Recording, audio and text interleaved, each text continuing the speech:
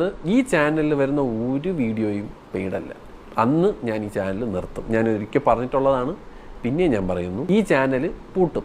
5 രൂപ ആരെന്തെങ്കിലും മേടിച്ചിട്ട് ഞാനിവിടെ വന്ന് ഒപ്പീനിയൻ പറഞ്ഞ 5 രൂപ 5 അല്ല എത്ര ആയിക്കോട്ടെ, കാശ് മേടിച്ചിട്ട് നിങ്ങളത് കോൾമി ഷസാമതാണ്ട് ഇത്ര രൂപ മേടിച്ചിട്ട് ഇന്ന് ആവൻ പ്രൂവ് ചെയ്യുന്നു, നിർത്തും.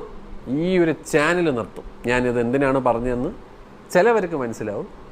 ജസ്റ്റ് പറഞ്ഞു, കാശ് മേടിച്ചിട്ട് ഇത് ചെയ്യേണ്ട ആവശ്യം ഇല്ല.